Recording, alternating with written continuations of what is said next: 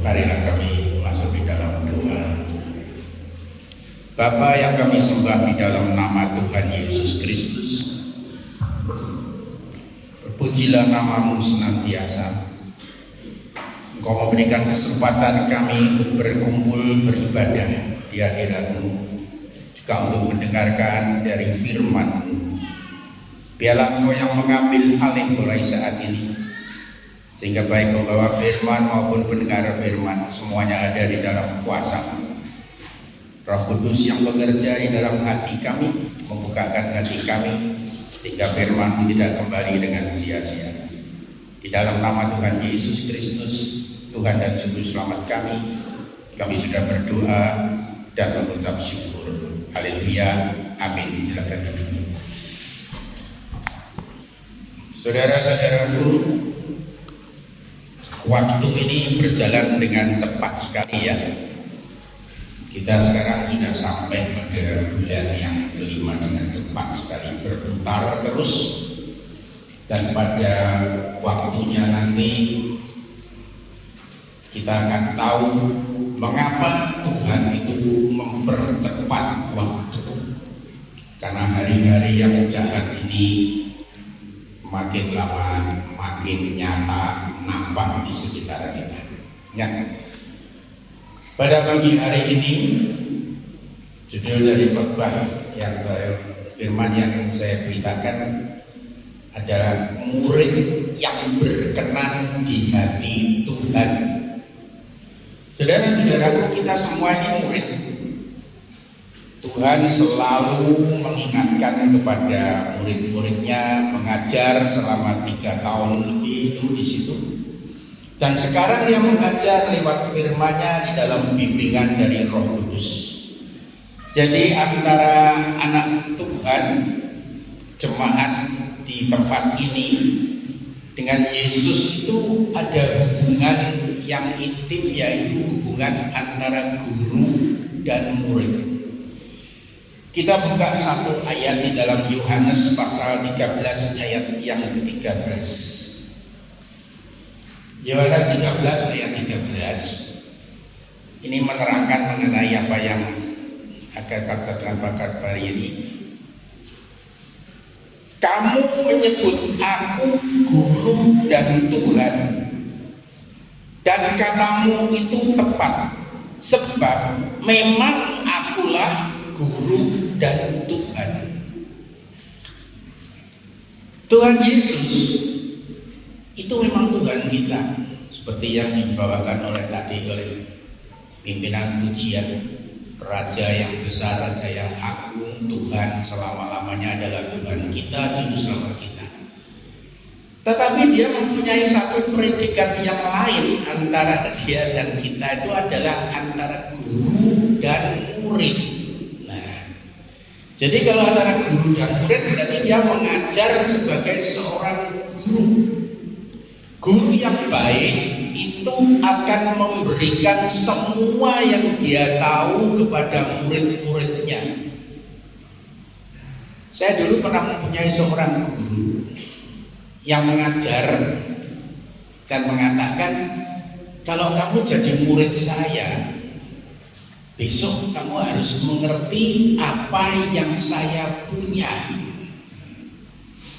Sehingga dia itu selalu mengajar dengan menerangkan dengan baik, dengan segala perhatiannya, sehingga murid-muridnya itu mengerti apa yang dia ajarkan. Mungkin sekarang sudah jarang ya guru seperti itu. Ya, saya dengar beberapa itu guru itu kalau mengajar malah tidak jelas. Sengaja dibikin tidak jelas apa saenake dhewe, ujung-ujungnya nanti apa? Disuruh apa? Suruh LES, ngeles. Saya percaya di sini masih ada guru-guru yang baik. Tapi kalau Tuhan Yesus sudah demikian. Dia malah mengatakan dengan satu ayat yang bagus sekali. Lukas pasal yang ke-6. Tadi di Yohanes, sekarang Lukas ya. Ini masalah guru dan masalah murid. Di dalam Injil Lukas pasalnya yang ke-6 Yesus itu mengatakan lagi dengan jelas di dalam ayat yang ke-40 mengenai guru dan muridnya. Ini kata Tuhan, seorang murid tidak lebih daripada gurunya, tetapi barang siapa yang telah tamat pelajarannya akan sama dengan gurunya. Ini persis ya seperti dengan guru saya dulu, guru-guru zaman lampau ya, yang kita hormati. Yesus mengatakan, kamu murid, saya gurunya. Kalau nanti engkau lulus, engkau akan sama dengan gurunya. Podo kami gurunya.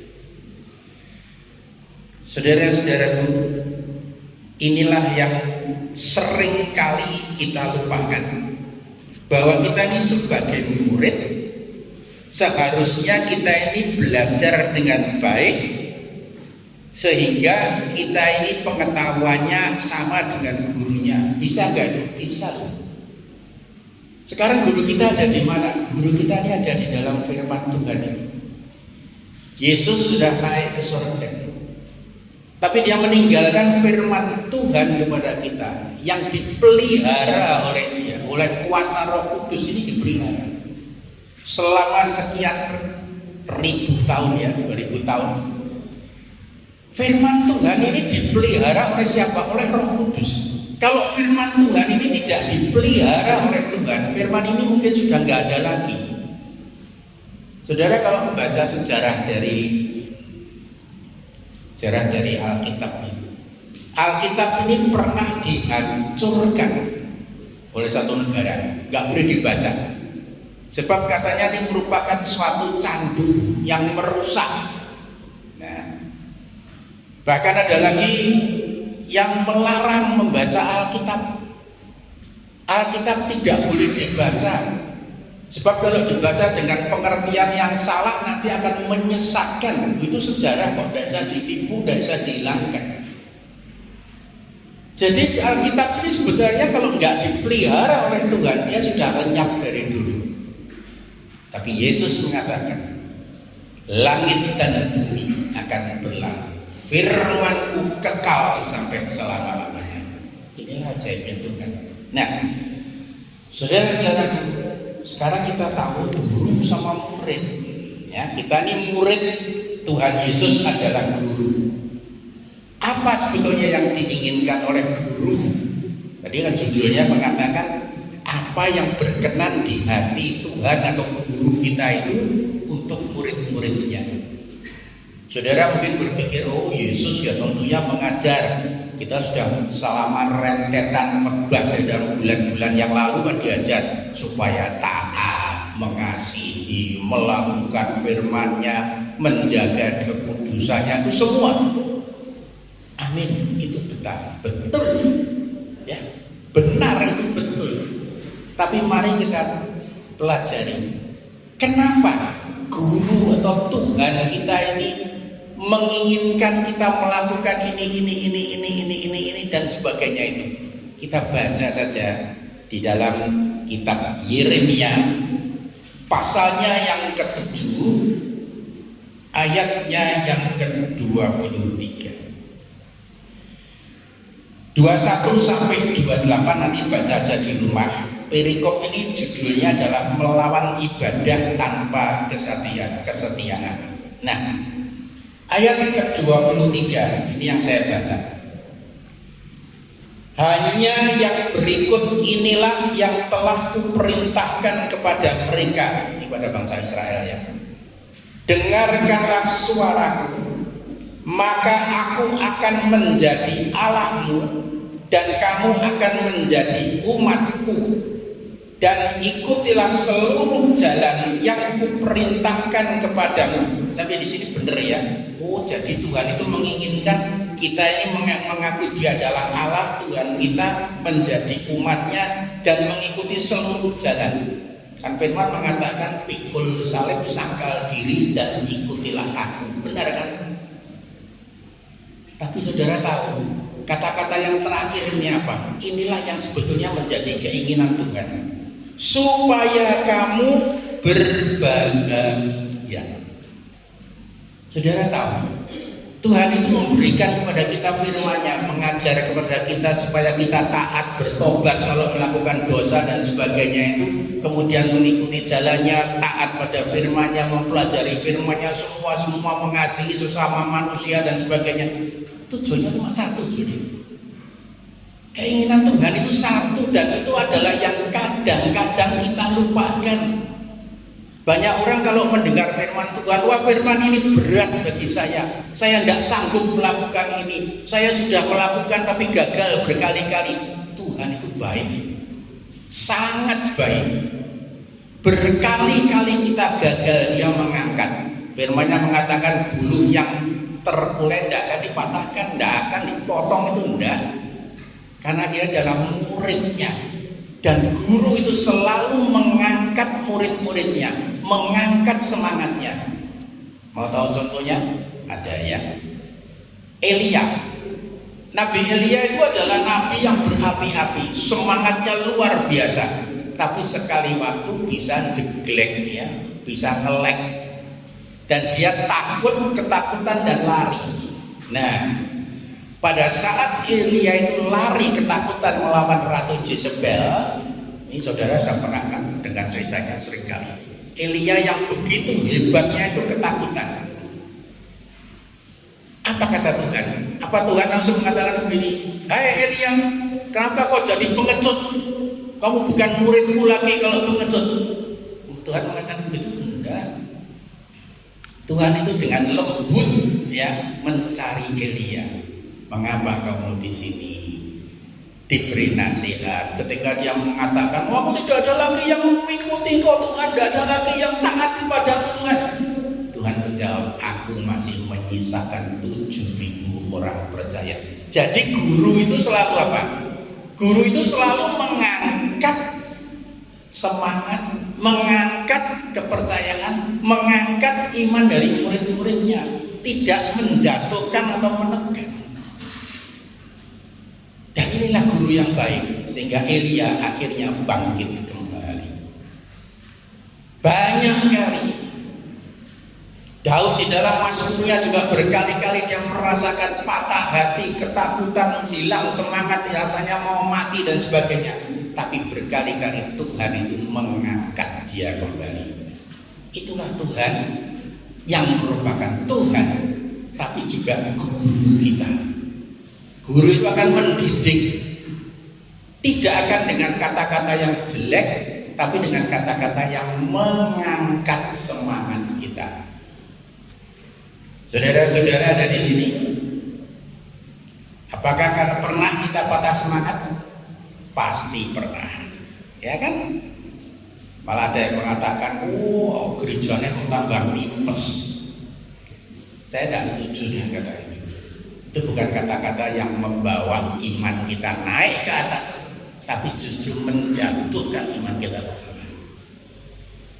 Saudara-saudaraku, percaya Tuhan kita, guru dan Tuhan ini selalu menyertai kita. Tidak peduli hanya 2 orang atau 3 orang berkumpul di dalam namaku, Dia ada di sini. Amin. Itu yang penting, bukan jumlah saja. Jumlah itu baik, tapi kalau tidak ada guru yang baik, semuanya bisa kacau balau. Di Korea tahun 85 ada suatu kelompok Kristen namanya Kristen tapi bukan Kristen. Pemimpinnya ada yang namanya Pak Tyson, ya seperti Mike Tyson ya, yang menganggap dirinya apa? Mesias. Jemaatnya berapa? Ratusan ribu. Tapi lari kemana semua itu? Tidak tahu saya kemana. Kemudian yang sekarang masih ada, namanya Lee Min-hee. Itu ajarannya masuk ke dalam negara kita, pelan-pelan masuk, karena internetnya terbuka, jadi masuk ke sini. Itu juga demikian, menganggap dirinya siapa? Mesias. Akulah Kristus. Dia mengatakan reinkarnasi Yesus. Wah, nak karu-karuan ya. Berarti ini bukan Kristen, ini ajarannya sudah sinkretisme, campur-campuran dulu. Jadi hati-hati. Kalau saudara menemukan kata-kata tadi, namanya baptism atau living di hati-hati, yang mengaku dirinya Mesias di bumi, itu palsu. Kenapa demikian? Saya singgung aja sedikit ya, supaya kita tidak gagal tangkap nanti kalau ada ajaran-ajaran yang sesat. Baru 2 hari yang lalu adalah kita memperingati hari kenaikan Tuhan Yesus. Jadi di depan 500 orang itu dia terangkat ke surga. Dan akhirnya awan itu menutup, tidak kelihatan lagi. Nah, itu Tuhan Yesus kita naik ke atas. Membuktikan apa? Dia membuktikan yang pertama di dalam kebangkitan bahwa dia ini mempunyai hidup yang kekal. Siapa yang percaya kepada Yesus akan mendapatkan hidup yang kekal. Kemudian dia naik ke atas. Itu untuk membuktikan apa? Membuktikan satu hal yang kita nanti-nantikan. Kita ini sekarang cuma tinggal menantikan satu loh hari Tuhan. Hari kedatangan Tuhan yang kedua kalinya. Dan pada waktu itu ketika orang sedang melihat ke atas, malaikat muncul dan mengatakan, mengapa engkau melihat ke atas? Yesus ini yang naik seperti engkau lihat akan turun dengan cara yang sama seperti engkau lihat. Berarti Yesus itu akan turun dari atas awan-awan. Kemudian membangkitkan orang-orang yang mati di dalam Kristus. Dan juga mengangkat kita semuanya yang masih ada ini bersama-sama dengan dia selamanya. Dan tidak ada, jadi ya kalau sekarang ada di Korea bilang akulah Yesus, datangnya dari mana tidak tahu dia. Dia tidak ngerti kalau yang Alkitab sudah mengatakan bahwa Yesus itu akan turun sama persis seperti ketika dia naik. Saudara-saudara, peganglah semuanya. Maka itu saya katakan, menjadi murid itu harus pengetahuannya sama. Artinya apa? Alkitab yang ada di tangan saudara ini bacalah, pelajarilah, dan peganglah erat-erat. Saudara tidak akan lagi diombang-ambingkan oleh pelajaran apapun juga. Kesesatan yang makin hari saya katakan makin banyak ini tidak akan bisa mempengaruhi kita, yaitu orang-orang yang percaya, yang mengenal secara pribadi antara seorang dengan Yesus Kristus. Nah, saudara-saudaraku, kalau kita tahu sekarang bahwa tujuan dari Tuhan itu sebetulnya mengajar kepada kita itu untuk membuat kita berbahagia. Sekarang ini adalah hari yang terakhir, hari-hari yang terakhir. Semuanya tidak ada yang menolak. Hampir semua gereja sudah mengatakan bahwa ini adalah hari akhir, mendekati zaman akhir. Ada yang mengatakan ini sudah zaman akhir, saya nggak peduli. Yang penting ini sudah mendekati waktunya. Waktu apa? Waktu kedatangan Tuhan yang kedua kalinya. Kita buka dari kitab yang paling akbar, dari yang terakbar di dalam Alkitab ini, yaitu kitab Wahyu, pasalnya yang pertama. Wahyu pasalnya yang pertama. Satu baca tadi atau ayat yang ketiga. Judulnya jelas. Berbahagialah ia yang membacakan dan mereka yang mendengarkan kata-kata nubuat ini dan yang menuruti apa yang ada tertulis di dalamnya, sebab waktunya sudah dekat. Nah, saudara-saudaraku, marilah kita belajar dari satu ayat ini. Kita bongkar apa sebenarnya tujuan dari firman atau nubuatan ini. Yang pertama, kita mulai yang pertama ini. Di sini mengatakan berbahagia yang membaca firman.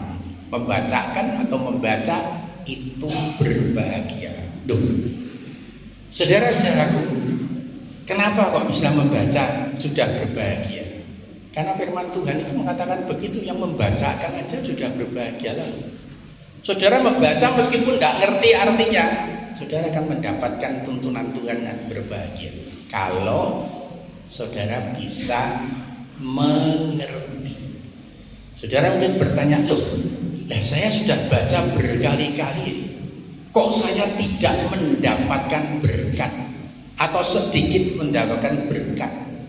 Bahkan kitab Wahyu inilah yang dipakai oleh ajaran sesat dari Korea itu untuk menipu anak-anak Tuhan. Itu ya. Kitab Wahyu ini dibongkar oleh mereka dengan cara yang tidak benar. Ada yang out of context, salah tafsir, tidak tepat zaman, dicocok-cocokkan, ya namanya cocokologi itu. Kalau Jaya Suprana bilang cocokologi, dicocok-cocokkan sehingga sepertinya benar. Dan pemimpin dari ajaran sesat di Korea ini mengatakan, sayalah satu-satunya yang diberi wewenang oleh Tuhan untuk bisa mengerti kitab Wahyu ini. Hebat ya. Kalau sudah merasa dirinya yang paling benar dan paling hebat, biasanya ora beres. Lah saudaraku, ini dalam hal membaca itu kadang-kadang seseorang itu kalau membaca firman Tuhan tidak bisa mengerti dan menyerapi artinya. Kenapa? Karena kalau kita membaca itu bisa ada beberapa hambatan. Loh, membaca aja kok baca hambatan. Benar saudara-saudara. Kita pelajari mulai dari kitab Yesaya pasalnya yang ke-29. Bagaimana kalau kita kok membaca firman kok bisa terhambat? Yesaya 29. Judul dari perikop ayat 9 sampai 16 itu adalah bangsa yang buta. Nah, bangsa Israel pada waktu ini zamannya Nabi Yesaya itu buta firman. Kenapa bisa buta? Karena tidak melakukan apa yang diperintahkan oleh Allah mereka. Sehingga di dalam ayat yang ke-11 ya, Tuhan mengatakan begini lewat Nabi Yesaya. Yesaya 29 ayat 11. Maka bagimu penglihatan dari semuanya itu seperti isi sebuah kitab yang termeterai. Apabila itu diberikan kepada orang yang tahu membaca dengan mengatakan, baiklah baca ini, maka ia akan menjawab, aku tidak dapat sebab kitab itu termeterai. Diperumpamakan oleh nubuatan ini, firman Tuhan ini seperti buku ya. Kalau ada orang yang bisa membaca, artinya tidak buta huruf, yuk baca. Kalau dia baca, aku tidak bisa baca. Aku baca tapi tidak bisa ngerti artinya. Ada meterainya. Di meterai itu disegel, tidak bisa dibuka. Ayatnya ke-12. Dan apabila kitab itu diberikan kepada seorang yang tidak dapat membaca dengan mengatakan, baiklah baca ini, maka ia akan menjawab, aku tidak dapat membaca. Nah, ini yang tidak dapat membaca ini orang yang betul-betul buta huruf. Jadi kalau firman Tuhan ini meterainya tidak dibuka, baik itu yang buta huruf, yang melek huruf, yang bisa mengerti segala bahasa, bahkan bahasa malaikat, kalau meterainya tidak dibuka, ya tetap tidak bisa mengerti. Tuhan sendiri yang mengatakan itu. Dan saudara mungkin tanya, kenapa pada waktu zaman Nabi Yesaya itu Tuhan sampai memberikan firman yang keras seperti ini? Itu jawabnya ada di dalam ayat yang ke-13. Dan Tuhan telah berfirman, oleh karena bangsa ini datang mendekat dengan mulutnya dan memuliakan aku dengan bibirnya, padahal hatinya menjauh daripadaku, dan ibadahnya kepadaku hanyalah perintah manusia yang dihafalkan. Saudara tahu, pada waktu itu bangsa Israel itu masih memuji Tuhan, masih Allah Bapa, Allah Yehova Jireh, Elohim, nggak tahu nyebut apa saja, Adonai dan sebagainya. Tapi yang teriak-teriak itu cuma mulutnya. Hatinya mereka sebetulnya menjauh dari Tuhan. Saudara-saudaraku, maka dikatakan membaca kalau tidak dengan hati yang dekat dengan Tuhan, firman ini akan termeterai bagi kita. Termeterai itu artinya tertutup. Kita bisa membaca kata-katanya, tapi kuasa dari firman itu tidak bisa masuk ke dalam kita kalau hati kita ini tidak terbuka. Yang bisa membuka itu siapa? Yang bisa membuka adalah Kristus Yesus, darah Tuhan Yesus. Maka saudara-saudaraku, kesempatan masih ada. Mari kita mendekat pada Tuhan. Bukan mulut dan bibir saja, tapi hati kita yang mendekat kepada Tuhan. Karena itulah, jangan sampai nanti seperti yang dikatakan Tuhan. Firman ini seperti dihafalkan, ibadahnya seperti menghafal, hatinya tidak ikut menghadap kepada Tuhan. Kalau orang bertanya, lah caranya bagaimana ya hati kok bisa menghadap kepada Tuhan? Hati itu bisa menghadap kepada Tuhan kalau kita menerima Yesus sebagai Tuhan dan Juru Selamat. Kita buka sejenak di dalam kitab Perjanjian Baru, 2 Korintus pasalnya yang ketiga ayat yang ke-14. Ini pernah saya bawakan sekali, pernah dulu pada beberapa waktu yang lalu, tapi ini kita ulangi lagi. Hati terbuka hanya oleh ini. 2 Korintus 3:14. Tetapi pikiran mereka telah menjadi tumpul, sebab sampai pada hari ini selubung itu masih tetap menyelubungi mereka. Jika mereka membaca perjanjian lama itu tanpa disingkapkan, karena hanya Kristus saja yang dapat menyingkapkannya.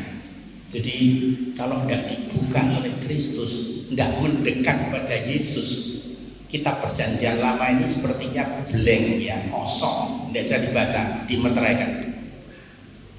Lah sekarang bagi kita bagaimana? Saudara-saudaraku, bagi kita ini adalah orang yang paling berbahagia. Kenapa?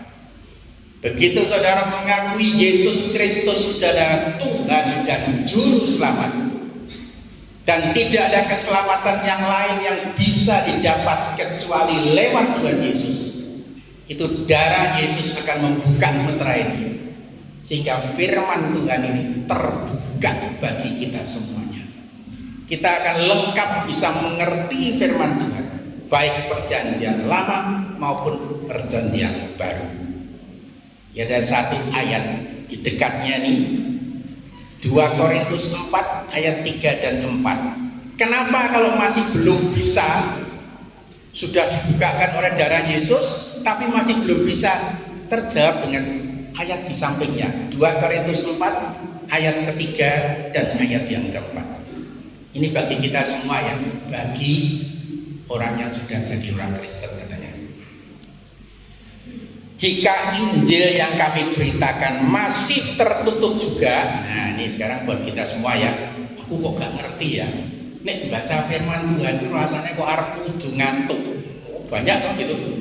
Bahkan ketika Rasul Paulus berkhotbah itu ada yang dengarkan loh ya, tapi sampai jatuh. Ya, itu kalau itu terjadi, itu apa? Jika yang kita beritakan masih tertutup juga, maka yang tertutup untuk mereka yang akan binasa. Loh, saudara hati-hati loh ya. Nek baca firman Tuhan ngantuk, orang ngerti, murah mudeng kalau orang sini bilang ya, itu hati-hati loh. Itu dikatakan itu akan binasa.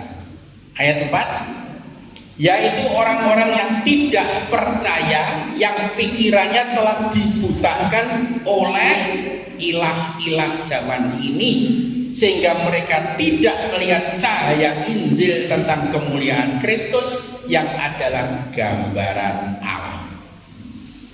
Kalau tadi perjanjian lama bagi orang-orang zaman lalu tidak bisa ngerti kalau mereka menjauh dari Tuhan. Kalau sekarang buat kita, ya buat kita lah ya, Injil itu untuk kita sudah.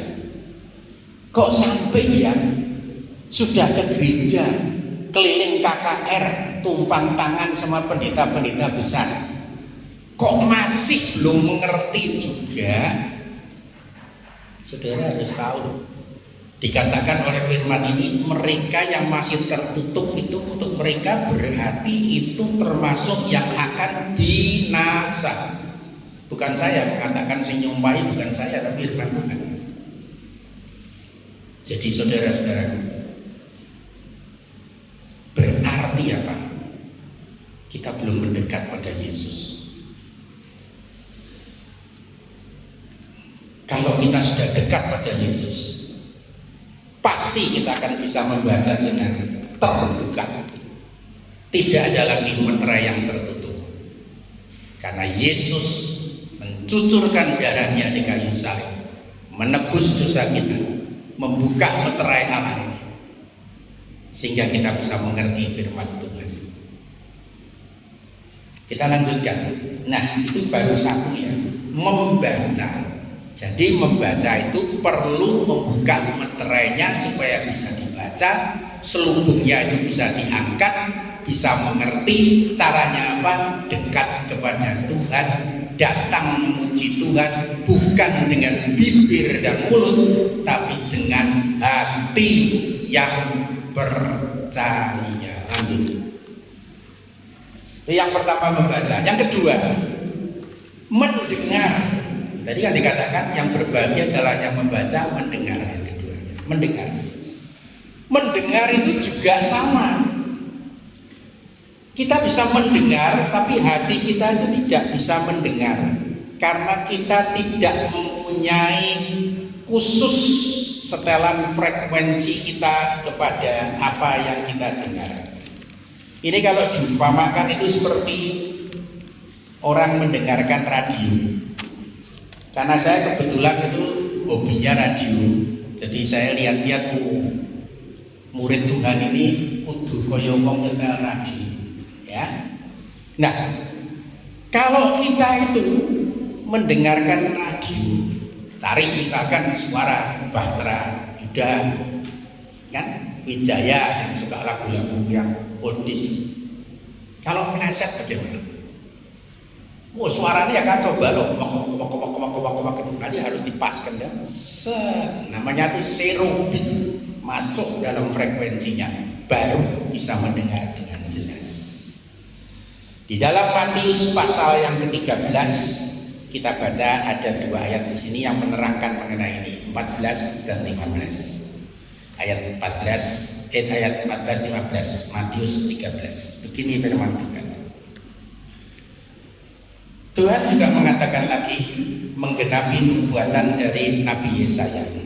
Matius 13 ayat 14. Maka pada mereka ya, orang-orang Israel dulu ya, genaplah nubuat Yesaya yang berbunyi, kamu akan mendengar dan mendengar, namun tidak mengerti.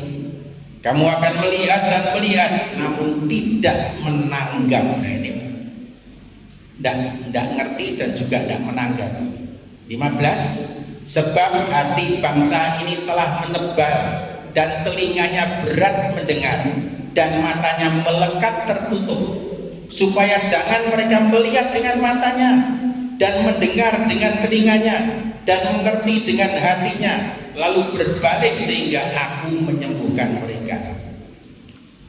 Tuhan pada waktu itu sudah saking jengkelnya ya, mungkin ya, bapak terhadap anak, guru terhadap murid itu bisa sekali waktu bisa jengkel, diajari gak gelem dengarkan. Diberitahu gampang melupakan, melihat tidak mengerti apa yang melihat, dikasih contoh ya tidak mau meniru, diteladani tidak mau meniru. Itu sampai pada suatu ketika waktu itu Tuhan itu saking jengkelnya sampai mengatakan, wis tidak mendengar ya biar tidak mendengar, tidak melihat ya biar tidak melihat. Bahkan dikatakan jangan mereka itu berbalik sehingga aku nanti menyembuhkan mereka. Saudara-saudaraku, kalau sudah sampai demikian ya binasa kita ini. Kalau sekarang kita hidup di dalam perjanjian baru, kita terima darah Yesus, tapi kita masih senang dengan dosa, masih senang dengan ilah-ilah lain. Hati-hati saudara. Yang menutup firman Tuhan tadi adalah ilah lain. Ilah lain itu apa? Ilah itu adalah sesuatu yang kita sembah. Yang kita sembah itu kalau sudah menjadi sesembahan, menjadi berhala, itu sudah menjadi ilah. Ilah yang zaman sekarang yang paling hebat apa? Namanya medsos. Benar? Mengerikan medsos ini. Segala ajaran ada di situ. Baik atau buruk masuk semua. Sesat apa lurus masuk semua. Dan kita tinggal milah-milah. Kalau kita tidak menetapkan frekuensi radio kita ini kepada Yesus Kristus Tuhan betul-betul, kita akan mendengar segala macam sampah ini masuk ke dalam hati kita juga.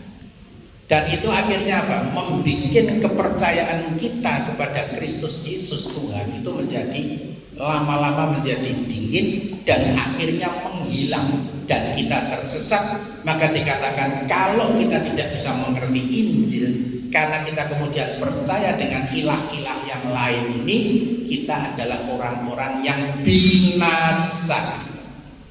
Saya tidak mau ada satu pun dari gereja kita ini yang binasa. Karena itu biarlah kita selalu dengar-dengaran akan firman Tuhan yang sejati. Selalu di dalam pertobatan yang sejati. Tidak lagi menyimpan dosa, dendam dan sebagainya. Karena itu semuanya akan membawa kita ke dalam jurang maut.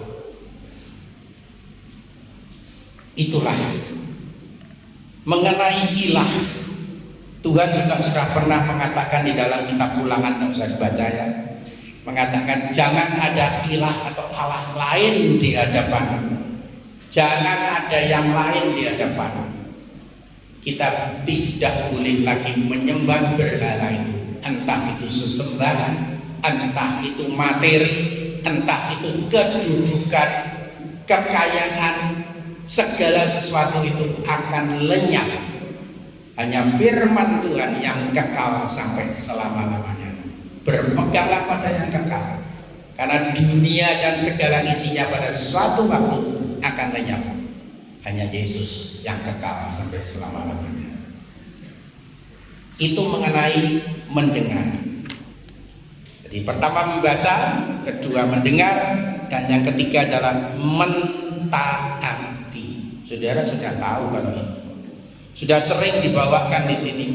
Taat pada firman Tuhan, taat kepada ajaran-ajaran Kristus, taat kepada bimbingan dari Roh Kudus, dan semuanya itu akan membawa kita kepada kebahagiaan yang sejati. Nah, saudaraku, sedikit saya singgung mengenai mentaati. Mentaati itu harus tahu siapa yang kita taati. Tuhan Yesus pernah mengatakan, gembala itu adalah memelihara domba-dombanya. Amin. Domba itu akan mendengar suaraku, akan datang kepadaku. Gembala mengenal suara dombanya, domba juga mengenal suara gembalanya. Suara gembala itu adalah satu yang paling penting. Ada kasih di dalam suaranya. Jadi kalau ada ajaran yang tidak membawakan kasih Kristus, Kita harus berhati-hati, ini bener orang. Seperti yang tadi saya ulangi pada waktu Elia jatuh, Tuhan dengan lembut mengangkat kembali Elia, tidak menjatuhkan. Ada kata-kata yang mirip ya, jangan dikatakan sinkretisme, enggak. Ada kata-kata yang mengatakan orang Jawa Tengah coba tadi. Nek menang ojo ngasor lagi, jangan itek-itek. Kalau ada orang jatuh itu kita angkat. Lagunya kan demikian kan. Jikalau aku jatuh tidak akan sampai tergeletak, karena tangan Tuhan akan menolong. Itulah firman Tuhan. Kasih Yesus itu tidak pernah itu. Di dalam mengajar murid-muridnya, kadang-kadang menemplak, kadang-kadang memberikan beban. Itu dia selalu menyertai dan kita ini diberi kekuatan sehingga kita sanggup untuk mengatasi. Itulah suara gembala kita, Yesus Kristus. Jadi kalau ada ajaran, begitu saudara membaca itu, saudara merasa tertuduh, ingat ya, yang menuduh itu siapa? Iblis. Di dalam yang kemarin saya baca di Google bisa ada itu ceritanya. Ajaran dari kesesatan di Korea ini yang menganggap dirinya Mesias itu kalau mengajarkan bahwa kamu ini berdosa, kamu ini berdosa, kamu ini berdosa, kamu harus menyerahkan semuanya supaya kamu bisa menebus dosa. Sing menebus dosa itu bukan barang, sehingga orang-orang yang di dalam kebaktian itu saking terpengaruh ya. Si pengajar ini punya kuasa seperti kuasa-kuasa yang gaib. Hati-hati ya, jangan pakai kuasa gaib dalam firman Tuhan. Itu mereka itu sampai nyopot arloji itu. Tuhan, saya serahkan ini arlojinya pada kamu. Aku tidak mau lagi uangku, serahkan semuanya. Supaya apa? Supaya dapat hidup kekal. Apa iso dituku hidup kekal ini? Hidup kekal itu tidak bisa dibeli. Sekarang ada orang kaya misalkan punya 100 triliun ya, tapi aku tidak mau ikut Yesus loh. Tak sumbang ke semuanya untuk orang yatim piatu, tak sumbang gereja, tak sumbang. Selamat enggak? Enggak, saudara. Keselamatan itu hanya di dalam Yesus. Jikalau engkau mengaku dengan mulutmu bahwa Yesus adalah Tuhan, percaya dalam hati bahwa Allah sudah membangkitkan dia dari antara orang mati, maka engkau akan diselamatkan. Tanpa Yesus tidak ada keselamatan. Saudara boleh menyerahkan semuanya. Maka dikatakan di dalam 1 Korintus 13 kan jelas ya. Bahkan jikalau engkau menyerahkan nyawamu, kalau engkau tidak punya kasih, kamu tidak ada gunanya.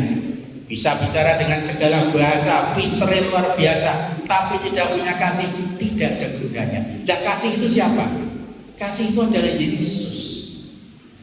Kasih itu adalah Tuhan Yesus sendiri. Jikalau engkau tidak mempunyai Yesus di dalam hatimu, tidak ada Immanuel. Di sini ada yang namanya Immanuel ya. Tuhan selalu ada di dalam kamu. Kalau tidak ada Yesus di dalam hatimu, saudara tidak akan selamat. Maka dari itu, yang lain itu selalu mengajarkan, mencoba mengajarkan. Kalau bisa, keselamatan bisa dibayar, bisa dibeli, bisa diganti. Keselamatan hanya ada satu, tidak ada jalan lain, hanya satu, di dalam nama Tuhan Yesus. Amin. Nah, itulah jadi dari dalam mentaati harus hati-hati. Taatilah yang benar. Jangan taat kepada individu manapun juga. Tidak ada seorang pun yang bisa sama seperti Yesus. Tidak ada seorang pun bisa menggantikan Tuhan Yesus. Hanya Yesus sesembahan kita senantiasa. Nah, di dalam Wahyu 1 ayat 3 tadi, selain membaca, mendengar, mentaati, ada kata-kata yang terakhir. Waktunya sudah dekat. Saudara-saudaraku, waktunya ini sudah dekat. Hari kedatangan Tuhan makin dekat. Sambutlah itu dengan sukacita. Bila masih ada ketakutan pada zaman akhir pada hari ini, itu berarti apa? Ada 3 penyebab. Periksa diri kita. Yang pertama, di dalam menanti kedatangan Tuhan yang kedua kalinya, kalau masih ada ketakutan pada hati kita, yang pertama adalah masih belum mengenal Tuhan dengan jelas. Itu jelas, itu tidak pasti. Orang yang tidak mengenal Yesus dengan jelas, itu pasti akan ketakutan menghadapi zaman-zaman akhir ini. Satu ayat kita buka di dalam Yohanes 1. Yohanes 1 ayat yang ke-10. Yohanes 1 ayat 10. Ia telah ada di dalam dunia dan dunia dijadikan olehnya, tapi dunia tidak mengenalnya. Kita kenal Yesus Kristus adalah Tuhan. Itu adalah Allah, firman Allah yang menjadi manusia, yang setara atau sama dengan Allah, karena Dia dan Bapa adalah satu. Benar? Dan saudara seharusnya tidak akan takut lagi. Tapi orang yang belum mengenal Dia, masih belum tahu bahwa Dia yang menjadikan dunia, tapi dunia ini tidak mengenalnya, tidak mengenal Dia, pasti akan ketakutan. Makin hari makin ketakutan. Menjelang kedatangan Tuhan, pasti lebih ketakutan. Sekarang saja sudah banyak orang yang ketakutan. Ceritanya apa? Nanti sebentar lagi bulan sekian ada gelombang panas. Sekarang ini di sana aja sudah, di Saudi Arabia sampai gelombangnya sampai panasnya 50 derajat. Jadi nanti gimana ya? Ada yang mengatakan lagi, esnya mencair di kutub, jadi bumi ini bisa tenggelam. Bagi kita anak-anak Tuhan, saudara tidak usah memusingkan semuanya itu. Peganglah Yesus. Kita jadi orang bodoh yang berpegang pada Tuhan Yesus, dan saudara akan selamat. Yang lain boleh kocar-kacir, boleh jungkir balik mencari keselamatan. Keselamatan itu ada di dalam hati kita. Amin. Amin. Lanjut. Yang pertama itu tadi. Yang kedua, masih menyimpan dosa. Saudara-saudaraku yang sudah di dalam Tuhan, jangan menyimpan dosa. Nyimpan itu apa toh? Masih ada dalam hati. Kalau masih ada dalam hati, ini radionya itu tidak bisa mendengarkan suara Tuhan dengan benar. Pasti orang kemereseknya, kresek, tidak bisa mendengar. Kenapa? Ya karena masih terganggu. Frekuensinya belum tepat, namanya belum serobit atau satu frekuensi betul-betul dengan Tuhan. Ayatnya gampang kok itu. Upah dosa adalah maut. Nek isih ninggahi dosa, pikirnya gini, ini ada dosa di sini, ini tak iseni firman Tuhan sebanyak-banyak ini. Saudara ngafalkan firman Tuhan, sebanyak-banyaknya dimasukkan di sini, dihafal. Punya pikiran kalau aku ngisi dengan firman Tuhan, ini dosa yang kecil ini nanti akan kepepet, nanti keluar. Tidak bisa, saudara. Dosa itu harus diaku di depan Tuhan. Ngaku dosa di depan Tuhan. Tidak usah ke tempat orang, ke tempat dia sendiri. Dosa diakui, lenyaplah dosa itu dari hati kita, dan firman Tuhan akan berkuasa di dalam hati kita. Dan dosa itu kemana aja, ya saudara tahu lah. Saudara sudah baca kitab-kitab ini, tahu tuh sing dosa yang mana, ya dibuang aja. Benci orang ya keliru, mempunyai trik-trik tipu-tipu ya keliru. Jadi orang yang tegas, yang lurus. Tidak usah jadi orang sempurna, tidak ada orang sempurna, tapi orang yang selalu bertobat. Saudara-saudaraku, kalau sudah mengaku dosa di depan Tuhan, seperti apapun kita ini, katanya seperti merah, seperti kimis akan dibuat jadi putih seperti bulu domba. Frekuensinya sudah satu dengan Tuhan. Yang ketiga, nah ini yang ketiga ya. Yang pertama tadi masih belum mengenal Tuhan itu yang menciptakan dunia, Allah segala Allah. Kedua, masih nyimpen dosa. sedikit aja, dosanya titik ya. Jangan sekali-kali mengatakan ya dosaku kecil, aku bukan dosa yang besar. Kecil ya, kecil lo dibuang, kecil itu nanti balonnya bocor. Yang ketiga, masih mencintai dunia lebih dari Tuhan.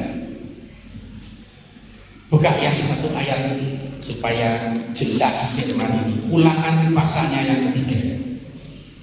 Ulangan pasal kelima ayat yang ke-9.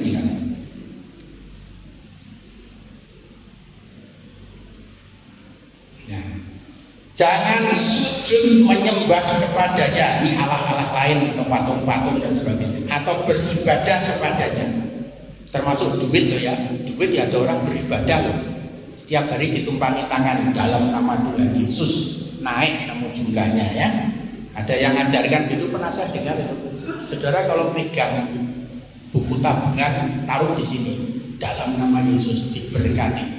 Jadi sing diberkati Tuhan nih apa dia sendiri apa buku tabungan saya nggak ngerti. Yang penting dia sudah menuhankan yang lain. Nah, jangan sujud menyembah kepadanya atau beribadah kepadanya. Apa? Sebab aku Tuhan Allahmu adalah Allah yang cemburu, yang membalaskan kesalahan bapak kepada anak-anaknya dan kepada keturunan yang ketiga dan keempat dari orang-orang yang membenci aku. Tuhan Yesus ini Allah yang cemburu. Saudara mungkin lihat ya, Allah kan penuh kasih tuh. Kok bisa cemburu? Kalau saya terus terang aja ya tidak bisa hilangkan cemburu. Misalkan apa? Ya siapa yang di sini, maaf ya kalau ada yang masih punya pasangan, muda-mudi, punya pasangan, punya pacar. Kalau hari Sabtu pacaran, pacarnya kalau hari Senin sampai Jumat perginya sama pacar yang lain. Ayo mantel apa enggak? Itu langsung yo putus. Lihat Tuhan ya sama, sudah memberikan semuanya kepada kita, memelihara kita, memberikan keselamatan kepada kita, mengangkat kita dari dunia orang mati ke dunia orang hidup, masuk ke dalam kerajaannya. Lah kok isih cengengesan ke tempat lain? Jangan saudara, buang semuanya itu. Semuanya itu membawa kita pada kecemburuan dari Tuhan. Dan kalau Tuhan itu sudah cemburu, yang dibales bukan cuma kita loh, anak cucu kita melok-melok celaka. Jadi kalau orang-orang itu masih punya anak, punya cucu, ikut Yesus. Sekali Yesus, tetap Yesus. Tidak ada yang lain. Dan saudara akan selamat dengan anak cucu kita. Dari satu ayat kitab Wahyu 1 pas ayat ketiga ini, kita sudah bisa membaca, mendengar, mentaati, dan tahu bahwa kita sudah dekat dengan waktu kedatangan Tuhan yang kedua kali. Saya tidak tahu kapan, tapi tandanya sudah makin jelas. Mulai dari gempa bumi, musibah, kelaparan, penyakit, kekacauan, perang terus terjadi. Saudara tidak usah takut semuanya itu. Jangan takut. Kalau ada Yesus di dalam hati saudara, saudara mempunyai satu salib jangkar yang tidak akan lepas. Apapun juga yang terjadi, hidup atau mati kita ada di dalam tangan Tuhan. Karena sekali lagi yang pernah saya katakan, Dia adalah jalan dan kebenaran dan hidup. Dia adalah kebangkitan dan hidup. Dan Dia dan Bapa adalah satu. Itulah Yesus Kristus, Tuhan kita, Juru Selamat kita. Terpujilah nama Tuhan, diberkatilah kita semuanya, supaya kita ada di dalam kerajaan-Nya. Marilah kita berdoa bersama-sama. Bapa di dalam surga, Bapa yang kami sembah di dalam nama Tuhan Yesus Kristus. Firman-Mu sudah kami sampaikan. Biarlah Engkau yang memelihara firman ini di dalam hati anak-anak-Mu. Karena hanya Engkaulah satu-satunya Tuhan dan Juru Selamat. Keselamatan hanya ada di dalam Engkau. Karena itu adalah kasih yang sejati. Tanpa kasih tidak ada suatu pun apa yang terjadi. Karena semuanya ini akan lenyap. Tapi kasih Tuhan akan kekal sampai selama-lamanya. Firman sudah mengajarkan kepada kami. Hanya ada tinggal 3 perkara yang tertinggal: iman, pengharapan, dan kasih. Dan kasih adalah yang terbesar. Karena kasih itu adalah perwujudan dari Engkau sendiri ya Tuhan. Biarlah kasih-Mu tetap tinggal di dalam hati kami. Dan biarlah kami menjadi orang-orang yang taat, membaca firman, mendengar firman, mentaati firman. Selubung itu telah terbuka dari kami Bapa dengan darah-Mu di kayu salib. Dan biarlah kami mengikuti ajaran dari Roh Kudus. Roh Kudus yang telah Kau berikan kepada kami semuanya, yang memimpin kami di dalam segala kebenaran, membawa kami di dalam segala kemenangan dan kedamaian yang sejati yang ada di dalam Engkau, ada di dalam kami. Jauhkanlah kami dari segala ajaran yang sesat. Jauhkanlah kami dari segala ajaran yang jahat. Dan biarlah iman kami bertumbuh-tumbuh. Karena iman itu adalah tumbuh karena dengar-dengaran akan firman Tuhan. Bapa di dalam surga, hamba-Mu selesai berkata-kata, tapi Roh Kudus akan tetap melaksanakan firman, sehingga kami semuanya yang mendengar mendapatkan berkat, yaitu kebahagiaan yang sejati, hidup kekal bersama Engkau sampai selama-lamanya. Di dalam nama Tuhan Yesus, Tuhan dan Juru Selamat kami naikkan doa dan ucapan syukur ini bagi gereja-Mu. Yang percaya mari katakan bersama-sama, amin.